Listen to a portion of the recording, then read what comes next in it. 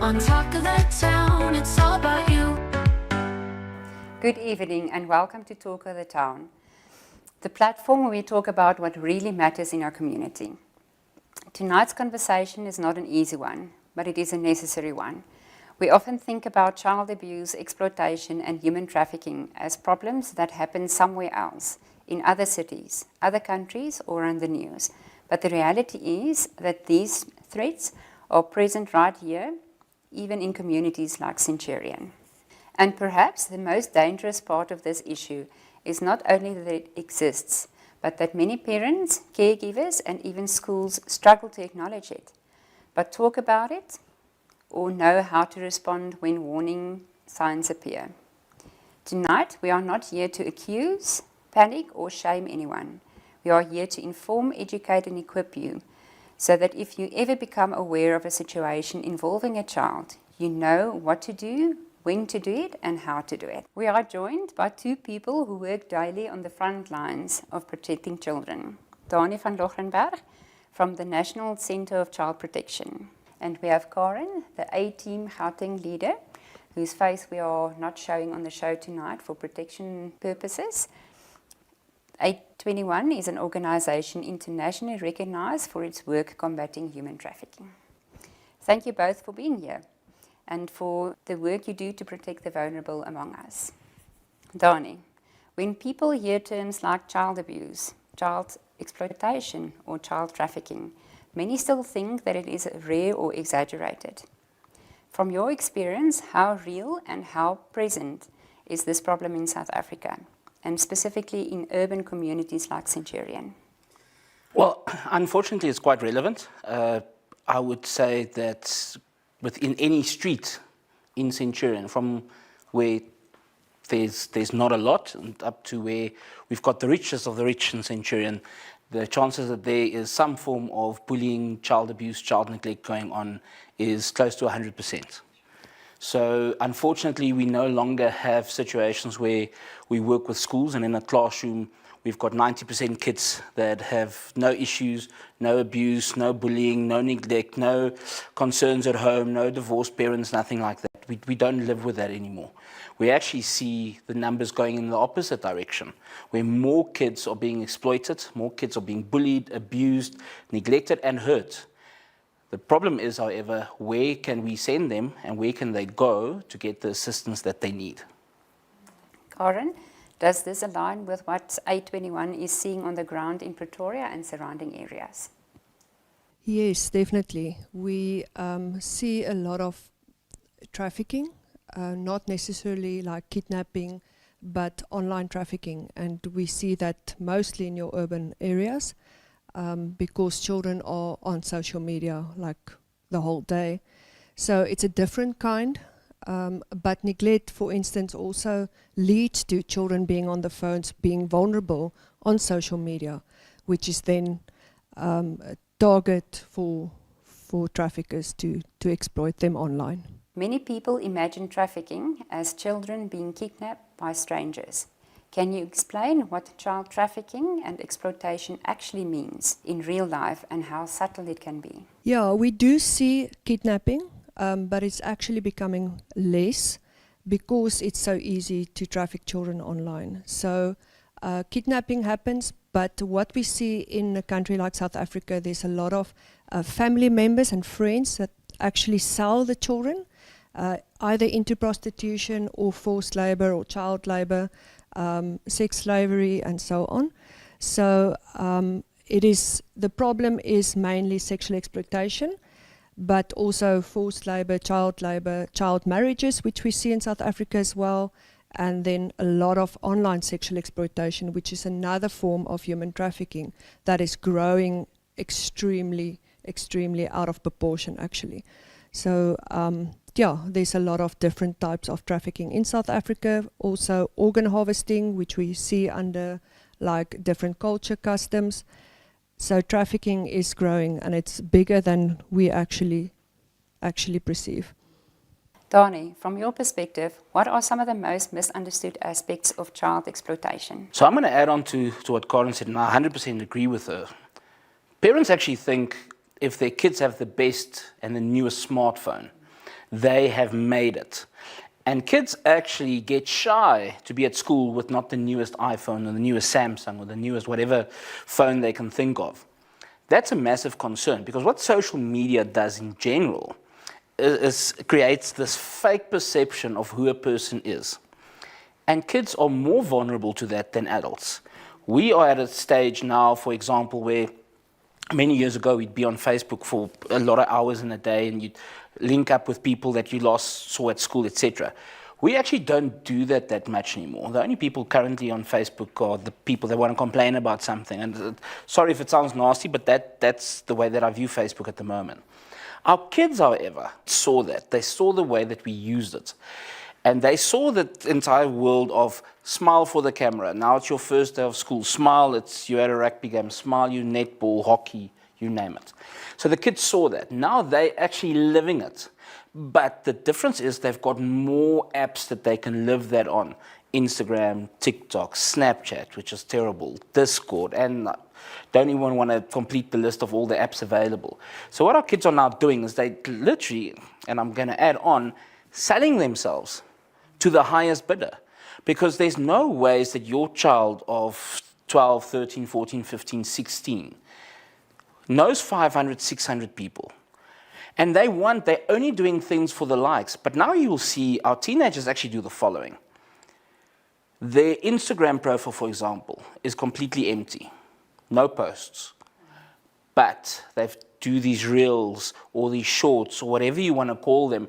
And that's the way that they get strangers, complete strangers, to communicate with them. We did a post on Facebook in the last week where we put a child walking past a car, and we said, you won't allow your child to get in the car with that stranger. But when that stranger has a phone in their hand, you'll allow your child to speak to them on Instagram, just because he created a profile with a pic that nobody knows who it is. And that's one of the concerns. So that's what we see. We see our kids are vulnerable. We did not grow up with cell phones, so we don't actually realize what it is. And the few parents that really try and monitor what their kids are doing are being told, that's my privacy, this is mine, you're not allowed to. And then our parents, because they now want to be friends with their kids, don't actually do anything, meaning that our kids are in conversations with grown-ups about things they should not be. Now, in Centurion, where we're sitting now, probably within a 5-kilometer radius, probably a little less, I've worked on at least 15 cases in the last 365 days, where children as young as 11 have been in conversations with men up to the age of 65, 70, sharing with them intimate photos and videos of themselves, because these men started out as youngsters and they enjoyed the conversation. And then with time, they realized, the more I show this person, the more they want to chat to me, the more they want to be my friend, the more they care about what I have to say, and so forth. So they start sharing intimate information with them. Grooming is actually the correct term, but for the people that don't understand the term grooming, so what they're doing is they're sharing everything with them. Now they get photos and videos of them, some of them very intimate. Now we sit with the next problem. That child is not going to go to mom and dad and say, Mom and Dad, I screwed up. We don't like doing that. I didn't like doing that as a child. Children today don't like doing that either. So now they show this person's video or photo. Now this person has control over them. You either send me another photo or a video, or I'm going to share this photo or video with everybody that knows you. How do they know? Because the kid's following their school, the kid's following their favorite teacher, the kids are following the principal, the kids are now on social media showing the world who they know and who they interact with. So there's this amazing video at the moment where this young girl, let's call her 8, 9 years old, walks in a shopping center with mom and dad. And then a complete stranger, I can't remember the name, let's call her Sarah just for this. Hi Sarah, how was your hockey game? Hi Sarah, how did maths go? I saw you wrote a test. And then these parents, these grown-up parents go, how do you know all these people? I don't know them. but they know you because you've been sharing all that information on social media. You've been telling the world, this is who I am, this is what I like, this is what I don't like. One of my favorite things to do at a school is to tell the kids, many years ago, the police came to our school and they said, don't take sweets from a stranger. And you had this picture of this guy standing at the school gate with sweets through the gate, you know, trying to get your attention. They no longer have to do that.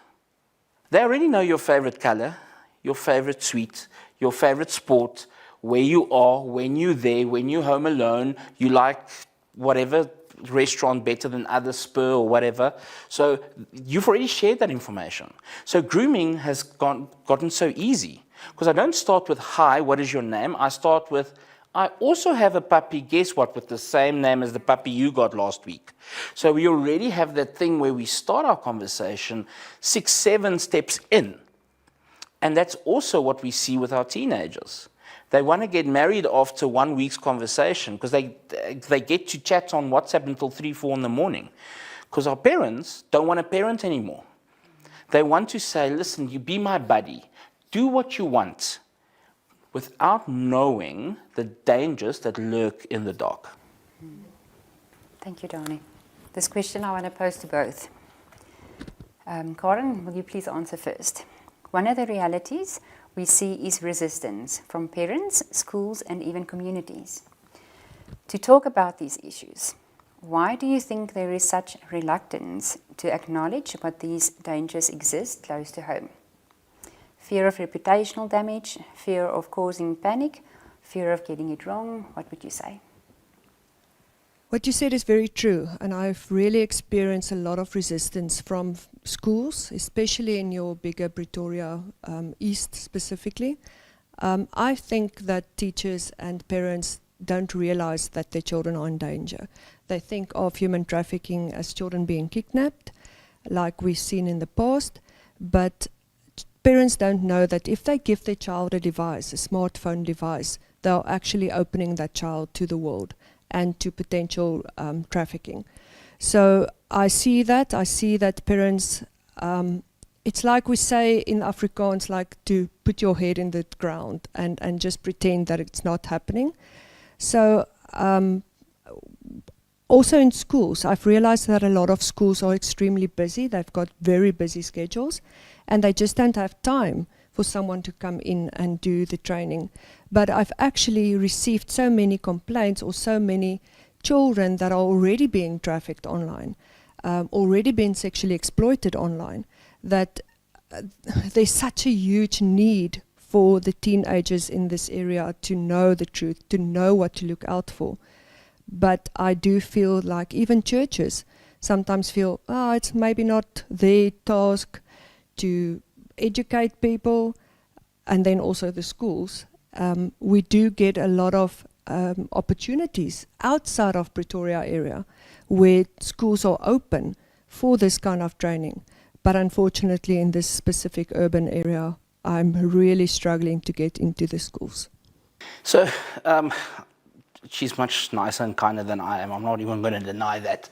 So I think the schools are acting, and I'm going to say it as politely as I can, acting stupid on purpose. Because it's easier to do nothing than to do something and get involved. So I've had a lot of schools, specifically in Centurion, where a principal would say, we've got no concerns in our school. And I didn't contact the school because I was wondering whether they had concerns. We've already had the concerns. Remember, within our organization, we actually own all the child protection hotlines as well, including the Centurion Child Protection Hotline. So the kids have already spoken to us. They've already said, listen, I've got this problem. And instead of sitting and saying, how can we fix the problem?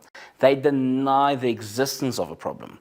We have a high school in Centurion where 2 kids were having sex on the stairs at school during school time. That was recorded, video was released, and then sent out on social media. Nothing was done about it.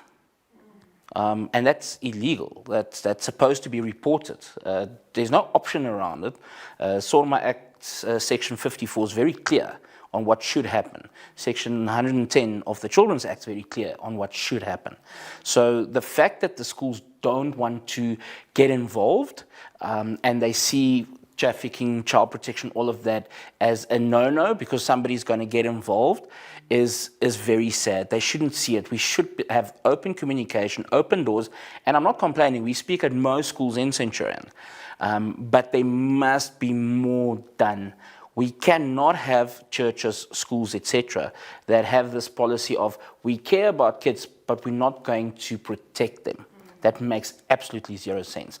So I've had enough conversations with enough schools, and Pretoria East is actually probably even worse than what Centurion is, where they'd much rather have a child that's being bullied and being abused at school, because that's what bullying is, move schools than try and assist that child. Sometimes to protect the SGB members' kids that are bullies and so forth.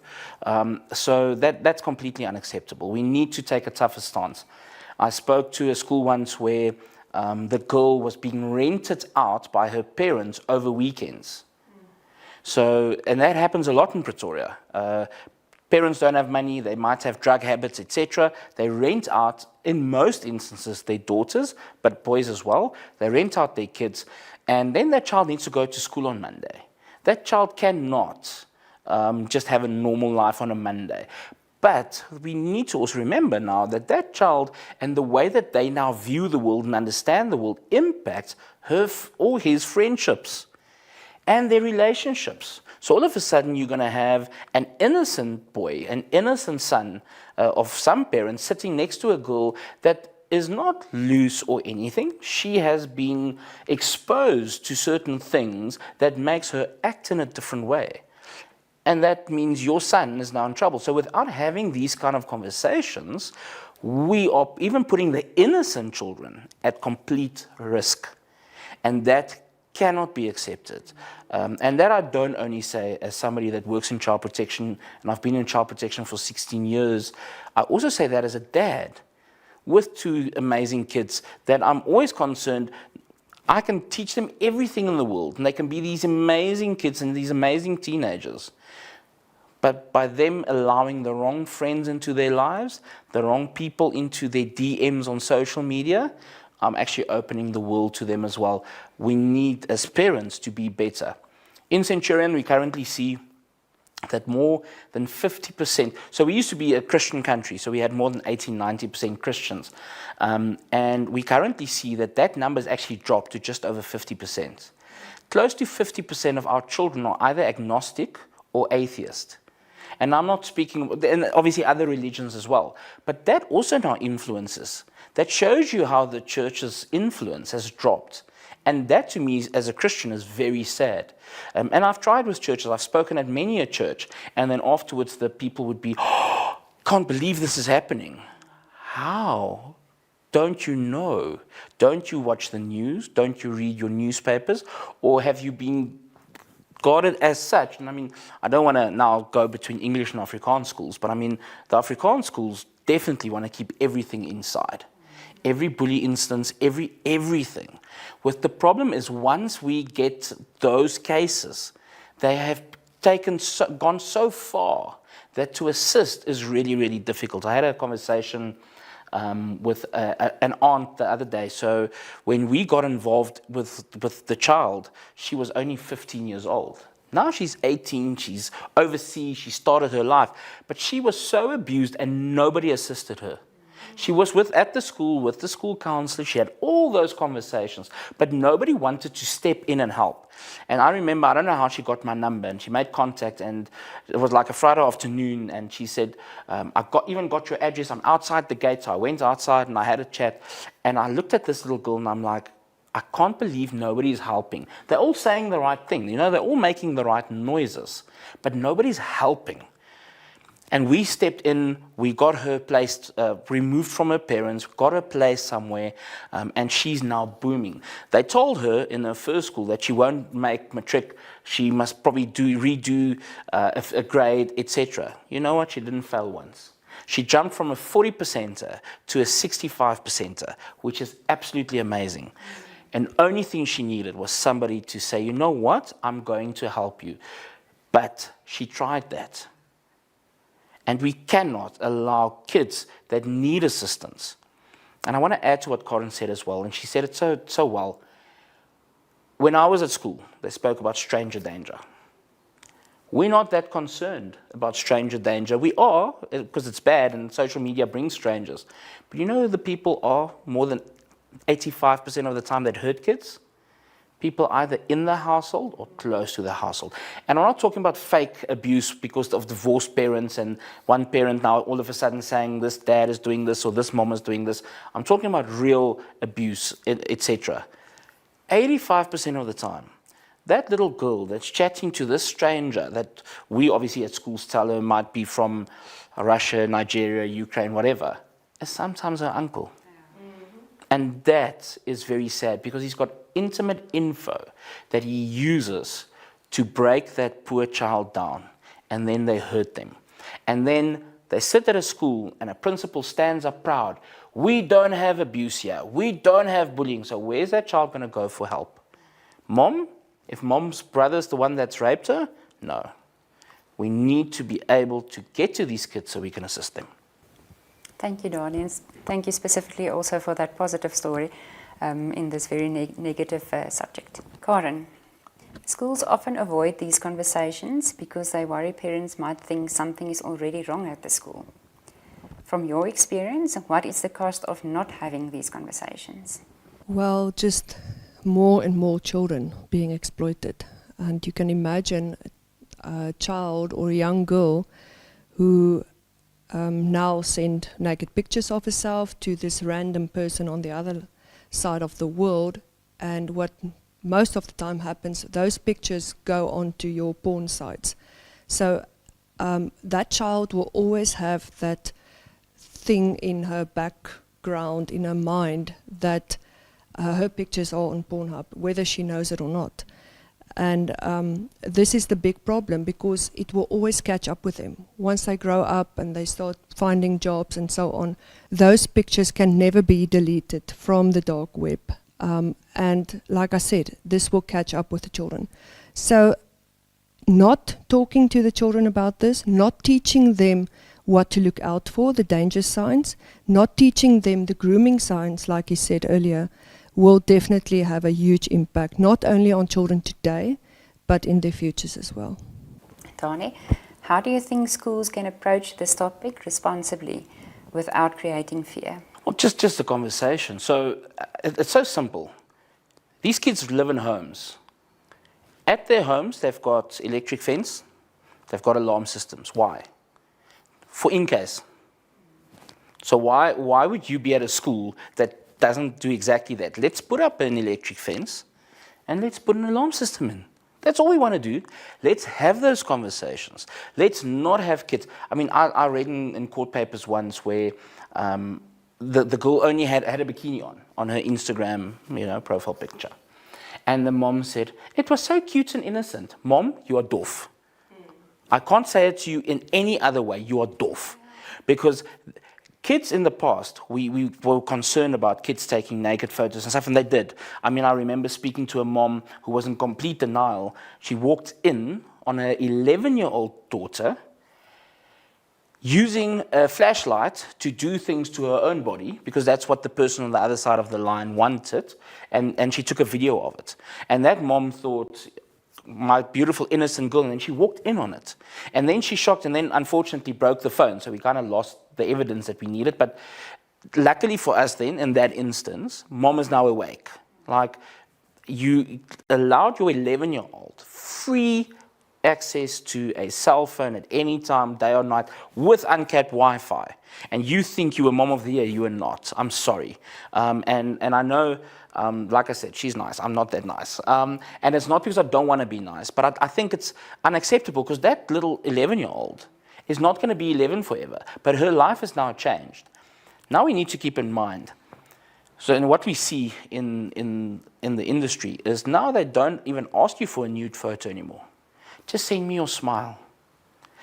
They can now, through AI, and we call it nudify apps, actually complete a picture of you without anything but your face.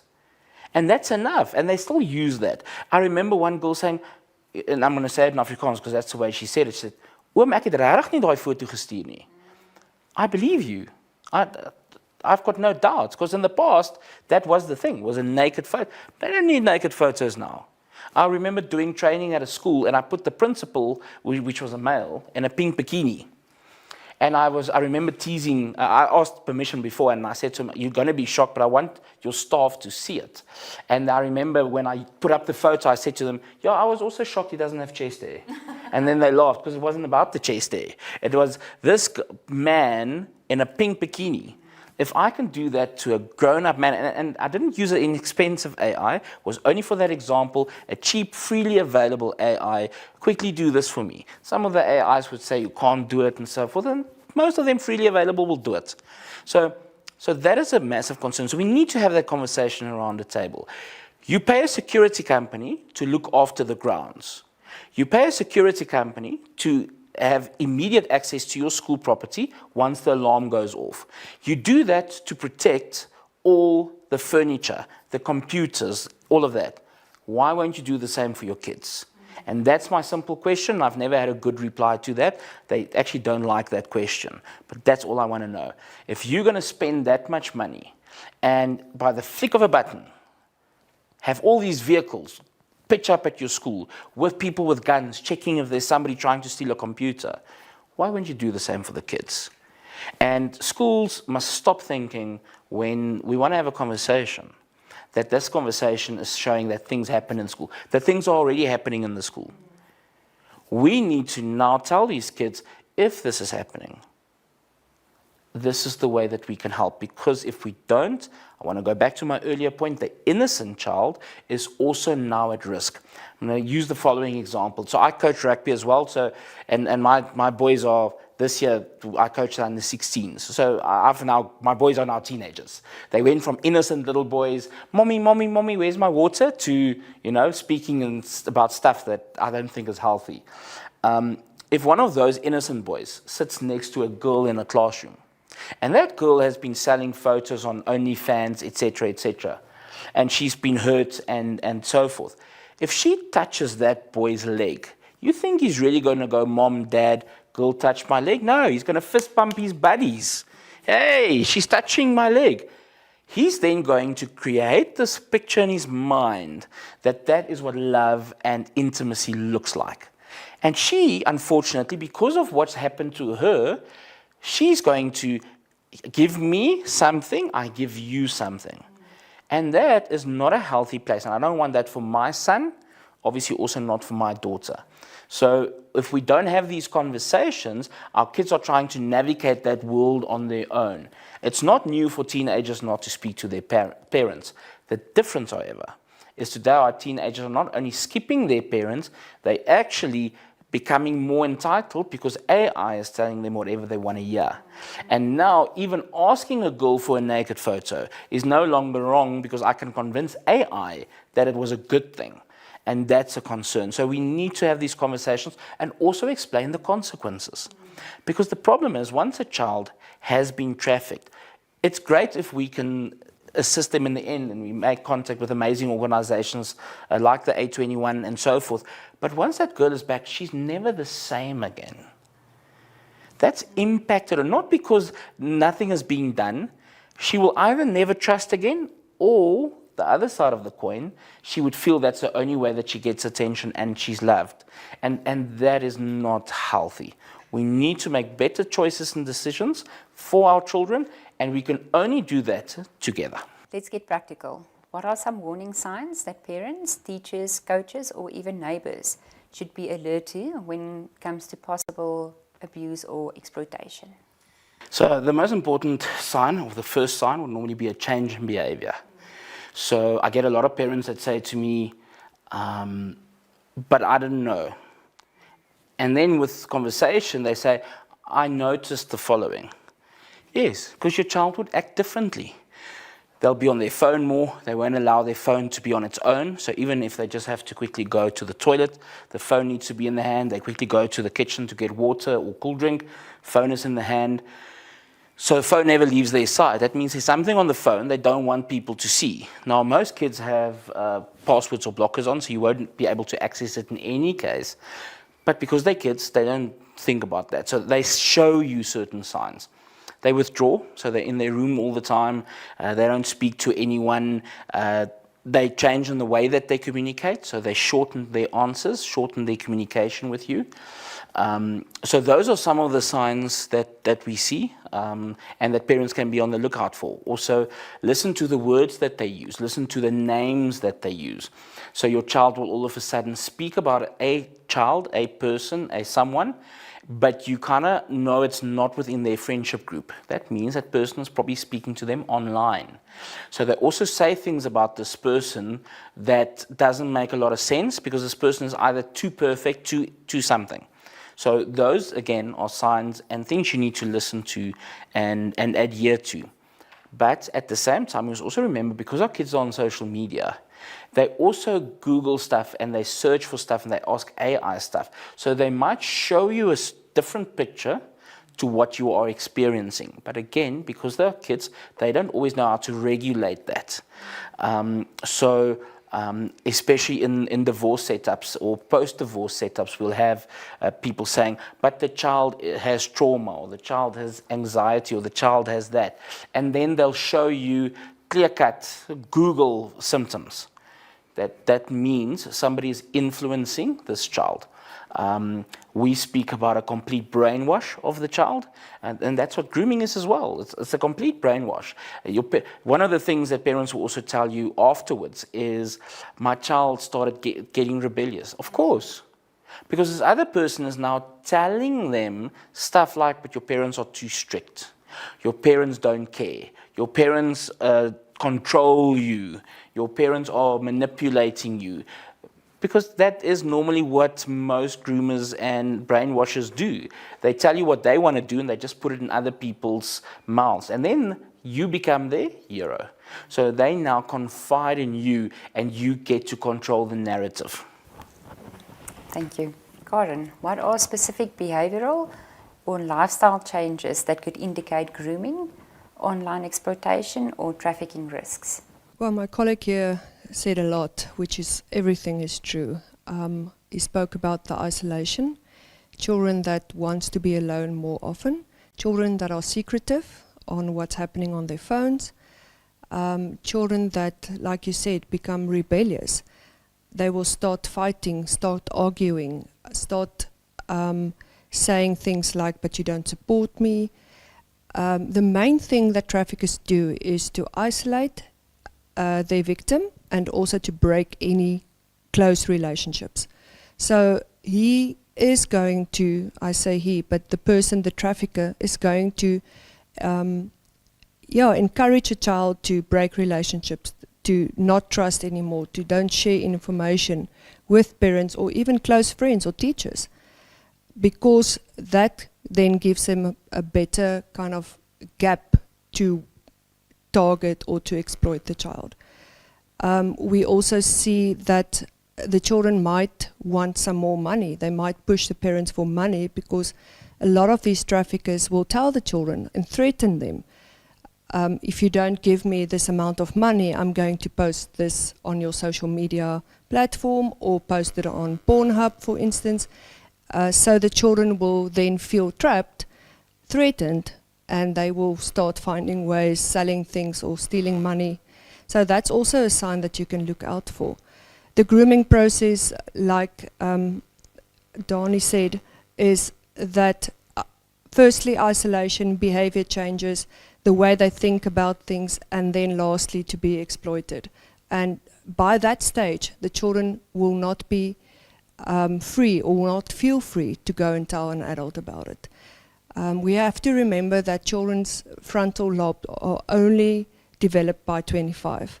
So this doesn't help because the traffickers use this, and children don't know or can't think of the consequences. Like they don't realize, but I can just block this person and go and tell my parents and then it's over, block or report this person. But they feel so threatened, they can't think logically about consequence and cause and so forth. So that is what the traffickers exploit. That innocence, like you said as well, the vulnerability that children have. This question I'm going to ask both of you. How early do these warning signs typically appear?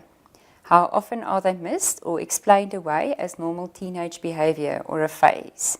So that'll depend, but in most instances, quickly. It happens very quickly, because what will happen is this person will love bomb them or gaslight them, whichever term you're comfortable with. And then your child will go and search for that attention. And then this person know they've taken the bait. And then they will speak to them non-stop for the first day, day and a half. By that time, your child kind of feels they know this person. So one thing I want all parents to go and Google after this conversation is Stockholm Syndrome and then trauma bonds. So they then actually fight for this person to be in their life. That's one of the things we look for when we read court papers is, who's this person fighting for? Are they fighting for a certain person to be involved? Is this parent fighting for a certain psychologist specifically, or social worker, or whatever? Because that shows you that they know what they're going to get. Kids, and she explained it very nicely, up to 25 don't understand consequences. So much easier. So you see the signs quite early. Your child will go from one day and there's a difference the next day. They're not going back. You need to stop that and end that. Be a parent. Put on your big pants and stop it. It's okay to tell a child no. Boundaries are important. I've got a lot of parents that knock on our door that says, but I don't believe in that kind of parenting. I like to have an open conversation. I'm growing up mini adults. No, they're kids. They're not going to be kids for long. Don't let them be adults now, because adults get to make decisions. And if you're their friend, they don't come to you for advice. They come to you for silly stuff and stupid stuff. And that's when we've got dads and moms that tell me, yeah, but they only drink a little when they're with me. No, what you're teaching your child is that they can drink alcohol. So what do you think happens at a party? Don't worry, guys, I've got this. Boys, I can do this. Okay, and now he's gone too far. And what happens then? Then we find him in a ditch next to the road after an accident. So no, you see it. You'll see it immediately. You'll see the changes. You'll hear the changes. And I'm not talking about they had a bad day at school and they just short and nasty, and tomorrow morning they forgot what they did yesterday. You'll see the way that they speak. And like I said, that phone in the hand. The word isolation that Karen uses is so important. That's what you'll see. They'll isolate themselves. They no longer want to do anything. They don't want to speak at all. That is your warning sign, because you know your child. Don't stand there thinking, is this them? You should know your child well enough. There's a change. Why is that change? Is it because they're getting older? Because yes, and you said it, parents. But if they're now teenagers, they're different. No. My parents didn't allow me to be a different teenager. They had a way to keep me in the straight and narrow. You want to be their friend, and you're allowing certain things. Because if your child speaks that way to a teacher, they're in trouble. Why do you allow them to speak that way to you? So you'll see the change. You know what's the child that you grew up. If you gave your child too much freedom, they're going to act like a spoiled brat. That's your fault. Don't complain about that. But if you've grown them up in a certain way, and there's a change, and there's a way that they speak, and they're now looking at their phone, smiling at their phone, somebody is busy exploiting them, busy gaslighting them. It's so important that parents also understand your 13, 14, 15-year-old, specifically girls, should not be dating 21-year-olds. Don't allow them to go on dates with the matrics and stuff. They don't need that nonsense. You're going to put them in difficult positions and situations. You're now empowering them, because now you're telling them they're grown up. They're not grown up yet. They're still kids. I am, however, less concerned about the boys these days when it gets to that, because of everything that happens around GBV.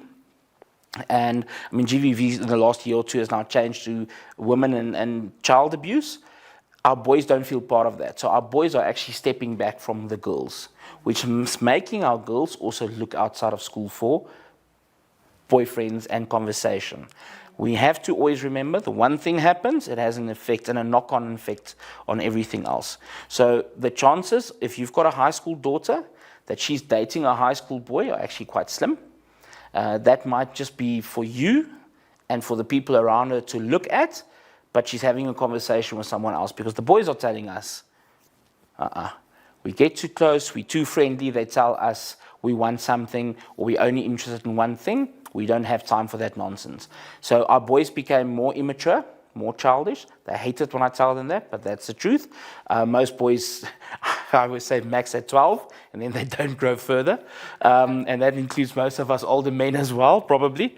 But we're seeing that with the boys. I've done, in this year alone, I've probably been to about 6 or 7 high schools, and all the high school boys tell me exactly the same thing. They did it last year, they're doing it this year.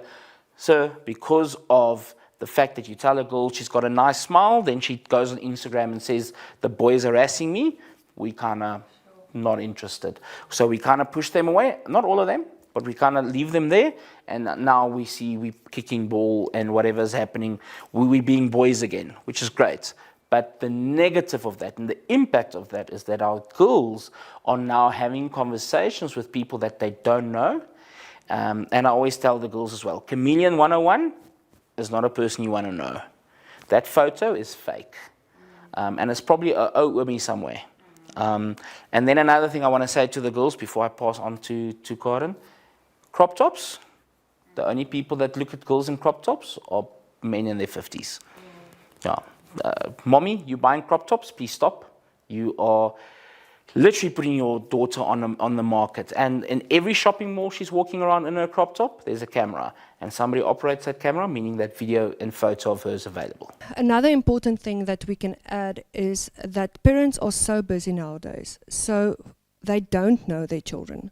Like parents working long hours, leaving early, coming back late in the afternoon or evening actually, and then they don't see those behavior changes. They don't see that children are not okay, that they are not coping, that they are isolating themselves, that they are not interested in activities anymore. So that's very unfortunate. And then the schools and the teachers, the ones that spend a lot of time with the children, also don't pick these things up. Or if they do, they don't know what to do about it, or how to help the child. So that's another thing, people being too busy to actually invest in their children, get to know them, build relationships so that they can pick up those changes. Thank you, Karen. Dani, this is the part many people fear the most. If someone suspects something is wrong, but isn't 100% sure, what should they do and what should they not do? Let's go back to what the law says. The law says if there's a suspicion of abuse, neglect, then there's certain people, according to Section 110 of the Children's Act, that must report it irrelevant of anything, meaning there's a suspicion. So if there's a suspicion, teachers is one, legal representatives, medical doctors, and the list is quite long, it's available, you can just Google that. When it comes to something sexual, we look at SORMA Act, Section 54. So SORMA Act is sexual, what's the O? I can't remember the O, but sexual something, and then related matters Act. And offences, yeah, it could be. Sexual Offences and Related Matters Act. So Section 54, again, if there's a suspicion, then it becomes mandatory to report it for every single person. So let's look at a shopping center, that's a car guard, that's the teller behind the till, that's everybody. When we get to sexual related matters, now we can only report it to the police. There's no other options. You report that to the police. That's going to be difficult on its own. It shouldn't be, but unfortunately is sometimes. But we'll get to that, and we'll share our numbers at the end for assistance. When it gets to abuse and neglect, you can report it to one of three. There's 3 options available. The police being one, DSD being another one, and then a child protection organization. So that's an organization like Child Welfare, Rata, Tutela, etc. So you can then report to them. That's your option. So what normally then happens, you complete a Form 22. That Form 22 literally breaks all the stories down to what you would say is still just an allegation, but the allegation is there is sexual abuse and this, or there's emotional abuse, or there's physical abuse, and it has little blocks. So you don't have to write too much, you just tick the blocks, and then in the end it will ask you for your information. It will also allow you to add the information of the biological parents and then the alleged perpetrator. Remember, every suspicion does not mean something is happening. Sometimes people create a false narrative so that they can exploit it going forward in divorce or whatever the case might be. So when you suspect, you need to act. That does not mean because you suspect something, everybody's going to tell them that you suspected that. And that's important because sometimes we see something, we think there's something wrong, but please, teachers, all of you, don't go and now try and play detective and go and ask questions and so forth. Because sometimes kids enjoy the attention and then they create something that never was so that they can continue to receive the attention. But yeah, once it gets to that, I know it's not fun. We have that conversation often because we've got a lot of counselors within our organizations and social workers and so forth. Something gets reported to them or told to them, and then they become what we call the first responder. Then they must now go and report, and they don't want to because they don't want to get that involved. Many years ago, there was this advertisement, and the people were partying, and the people will phone the police and the Metro Police, and they'll say, they are making noise, and then the police come and they quiet them down. Then the next evening, there's domestic violence. And it's in that instance was a dad shouting at the mom. And then they said, no, we don't get involved. Same noise, but now we don't get involved. And that's how we've become, which is terrible, which means we're teaching kids it's okay to be abused. And what does our country have? A massive GBV issue. Why? Because if you speak, you might be in trouble. That's not what we're supposed to do. We're supposed to say, this is right, this is wrong. If wrong is happening, please report it, because if you don't, firstly, you can get into real trouble. I mean, there's certain fines and imprisonment, etc., that can happen if you don't report. But that's not what I want the focus to be on. I want the focus to be on you suspect something, and there must be real suspicion in good faith.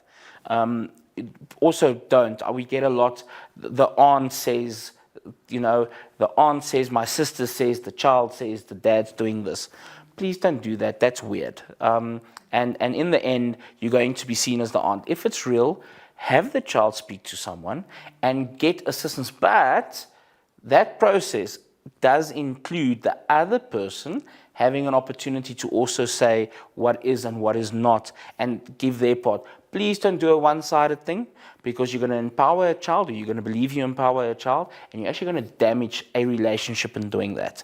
But if there's suspicion and it's in good faith, there's nothing that can happen to you that reports. Thank you, Dani. I just quickly want to mention GBV that Dani mentioned is gender-based violence, to those that do not know what it is. Karen, if a child discloses something, even partially, how should an adult respond in that moment to avoid causing further harm? I'm sure Dani can also elaborate on this, but the most important thing is to tell the child that you believe them, that they know that you want to do something about it, that you love them, that you care for them, and that as far as possible let them know that you believe what they say is true. We should also encourage a child, if it's in a setting, teacher, a child setting, and the child says, but don't tell anyone about it. We have to let the child know that if it's a legal issue, he has to or she has to report it, like Dani just said. There are fines if the teacher do not report that case. So then to let the child know, but it's okay, we are not going to tell the whole school or everyone about it. I'm just going to report it for your own safety and your own protection. It's not to make this big story about it, but my role as a teacher or a child worker is to report it and protect you at the end. This question is also for both of you. When is it time to escalate a concern, and who should you contact? Can you outline clear, practical steps from first suspicion to reporting? Okay, so I'm going to share our organization's number. So if people ever wonder, make contact and we can assist you through the steps. So our contact number is 076 900 7151. So that's our national number. We've got a different number for Centurion, but they come to the same call center. So please maybe use the national one because sometimes people get so finicky about jurisdiction that they kind of go tense up, that's not needed. So steps are the following. Child comes to you and says to you, whatever they say, is to write down as many notes as you can. And if you don't have a pen and paper, to make notes on yourself. And what I always say to a child, especially when you're at a school, I don't have pen and paper with me, and then the child would share something, I quickly dot down notes. And those notes become your first reaction notes. Because remember, the more a child tells people about what might have happened to them, the more they change their wording to the grown-ups understanding, because grown-ups now do things like, and I don't want to use weird words on your program, but they'll say that private part, as a small child, they'll call it little flower or my vermpie or something.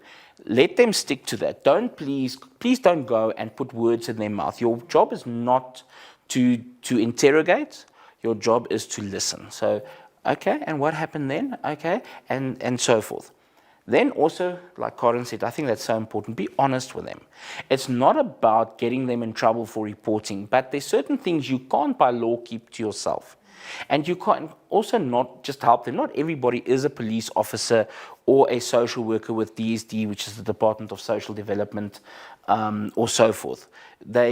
So not everybody has those powers and that knowledge. Sometimes people really just don't know.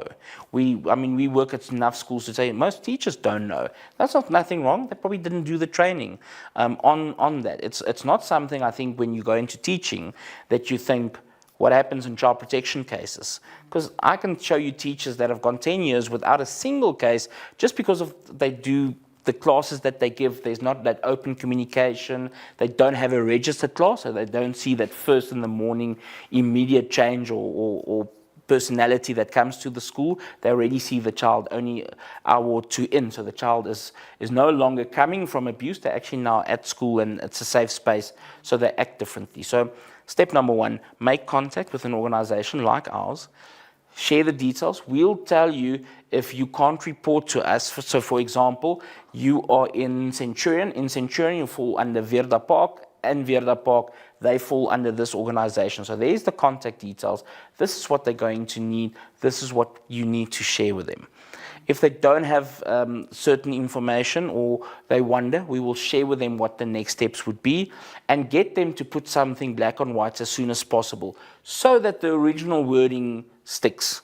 Because it's normal for a young child to change stories with time as well. I remember many years ago, we spoke to a child and something of that story just made me think, I've heard this story before. And I got home and I spoke to my own kids and they were like, Dad, that's from Henry Danger, which was a story that was quite popular. Well, it's probably still popular, but my kids are now grown up. Not grown up, they're teenagers, but it was a Henry Danger episode. So this child was getting, and there's no proper English word for deurmekaar, between real life and the story that they're watching. And that's okay. It's okay, they're kids. So listen, take down the notes. You as a grown-up, you don't have to do anything with the notes. Your only job from there is to report it to the relevant authority. So if it's sexual, to the police. If it's not, to whatever welfare organization that has jurisdiction. And you don't have to worry about that. You can make contact with us. And you don't have to phone us. You can even send us a WhatsApp and we can communicate from there. I would just like to explain something quickly.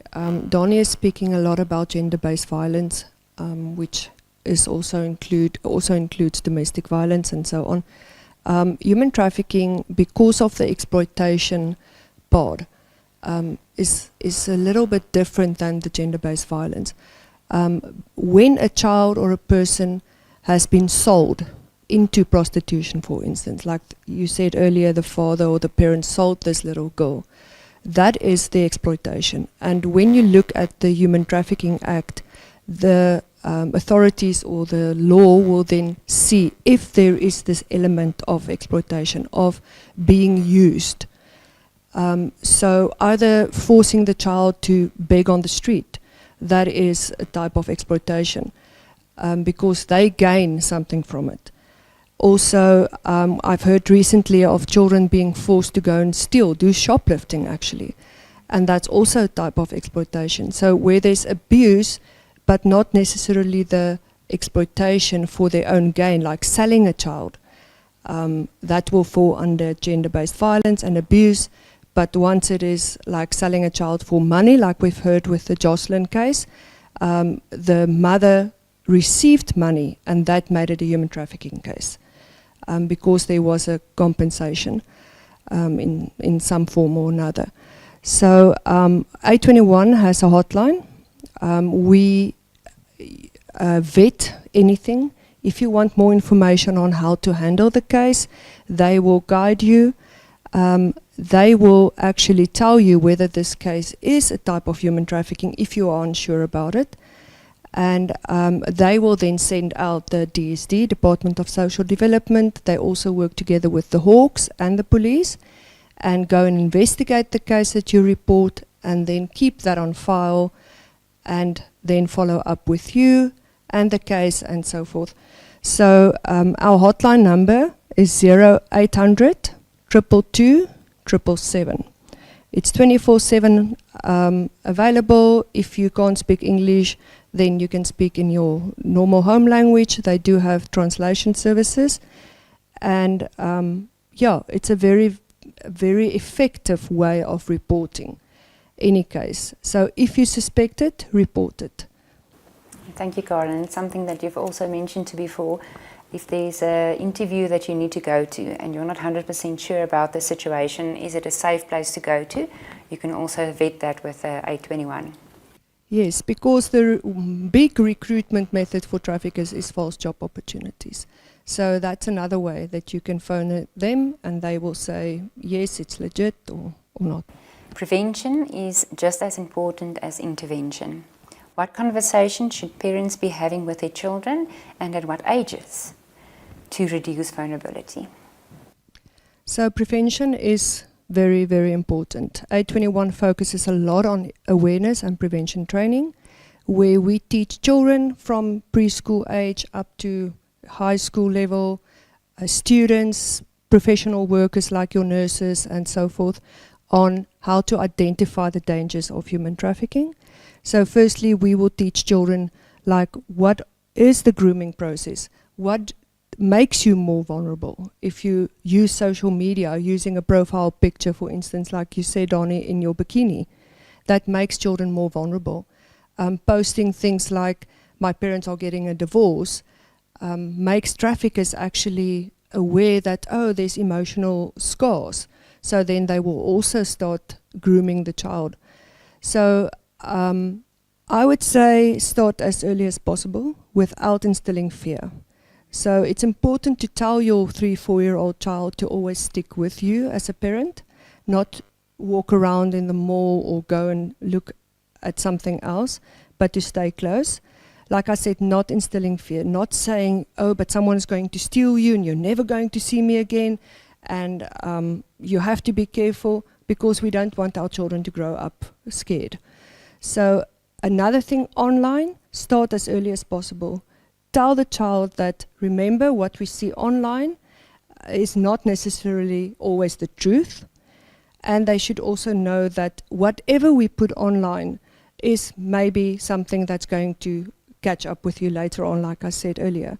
Let children know, watch YouTube with them, and if something inappropriate comes up, tell them, remember, we don't look at these things, it's not good for our brain, it's not good for our development, so we stay away from this. So sit with your children, spend time with them, specifically on social media.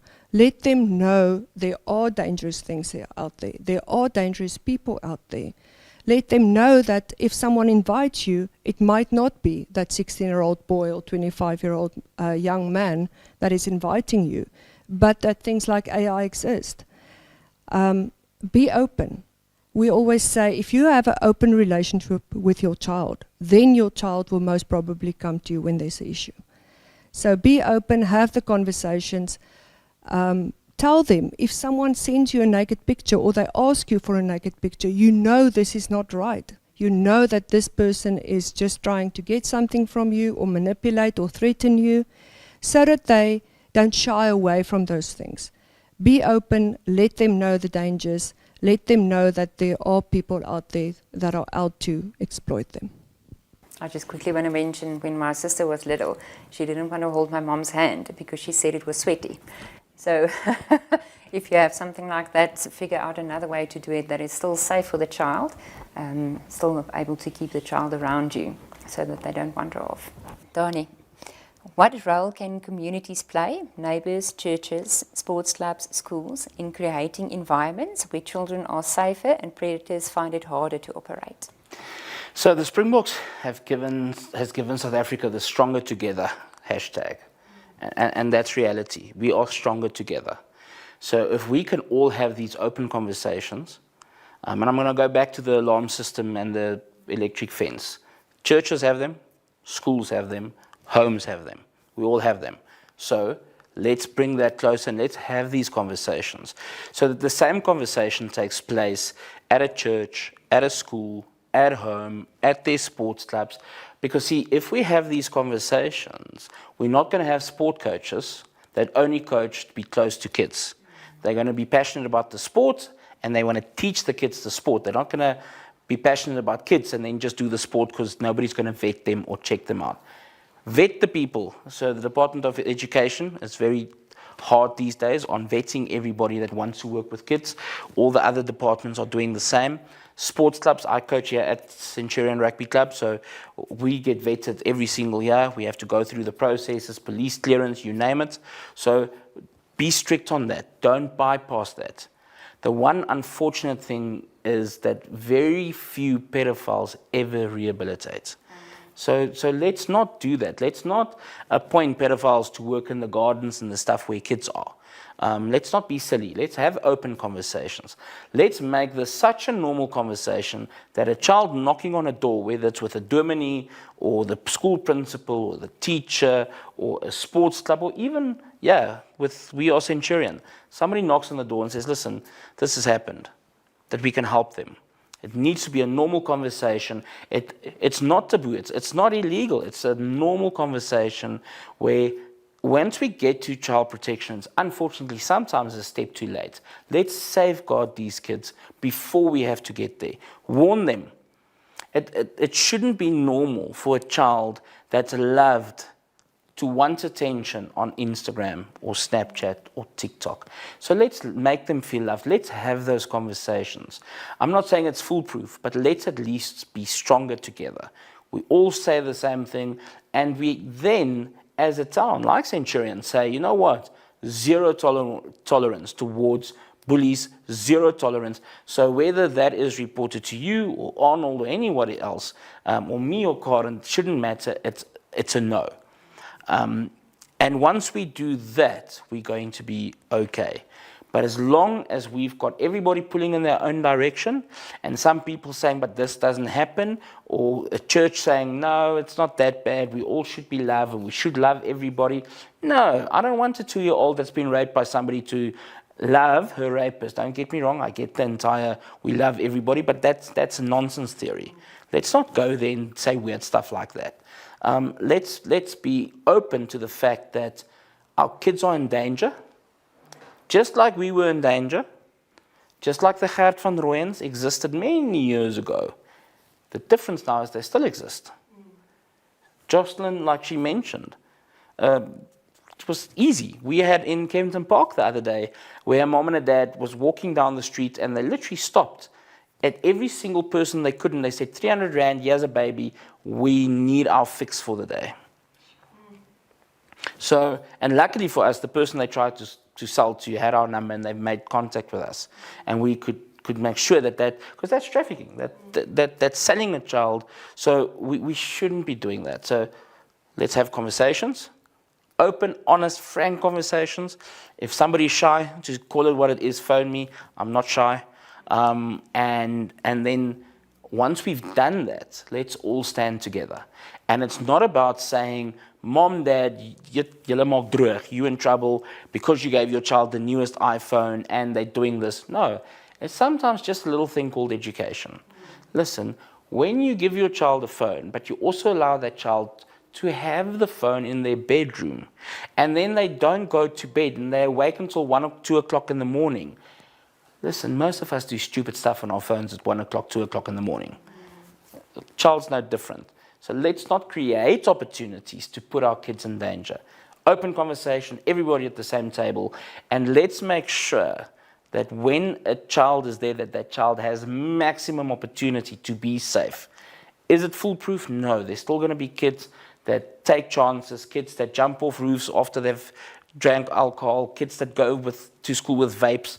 We're not going to have it perfect. But let's at least get it there, that when the child's in trouble and they knock on the door, whether it's your door, my door, shouldn't matter. Let's follow the process. Is there one message you want parents, educators, and community leaders in Centurion to walk away with tonight? What would it be? Be better. That's it. Be better. It's not about you. It's about the kids. So stop making it about you and your school's reputation or your church reputation. That's not about you. Your kids are in danger, and it's not your fault they're in danger. It is, unfortunately, mostly the parents' fault. So how do we get to we educate them. And I read something this morning, and it said, if you allow your child to speak to you in a certain way, you allow your child to speak to a teacher in a certain way. Teachers spend a lot of time with these kids. They can see the good homes from the bad homes, but they can also see the influence of the kids that have too much freedom versus the kids that have less. And they can see how that influence, because they also see that change. So Karen said it earlier, a lot of parents are too busy.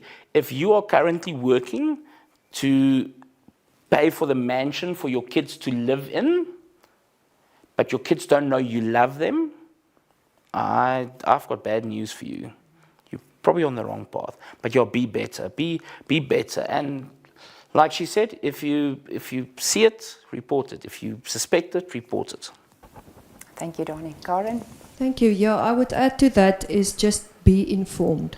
Know about the dangers of social media and human trafficking. I always say if your child has the app or the game, you should also have it. Make sure you know the privacy settings. Make sure you know how it works. So be informed. Do some research on the game your child is playing. Even if it's just TikTok or just Facebook or Instagram, know what they are on. Know their friends. Make sure that you know the people they hang out with. And then also be involved. Be involved with your child. Make sure that the child can trust you. Also be aware of the pictures that you post of your children. I know you are proud of your grandchildren or your child for becoming a leader, but don't post those pictures. Many times we ask the parents, but are you willing to put this picture of your child on the billboard on the N1, that huge billboard?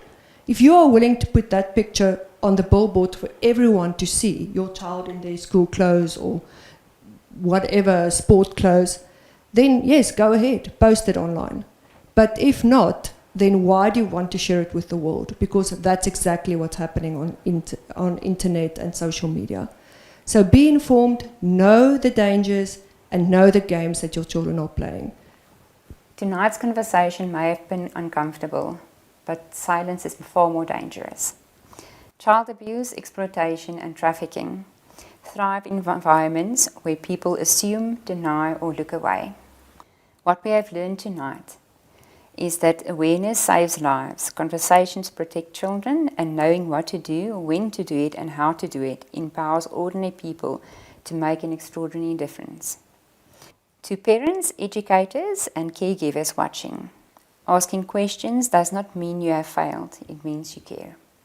We encourage you to engage with the work of the National Centre of Child Protection and A21 to share this episode with others who need this information. On behalf of We Are Centurion, thank you to our guests and thank you to every viewer who chooses to be part of the community that protects our children. Good night, and let's keep this conversation going.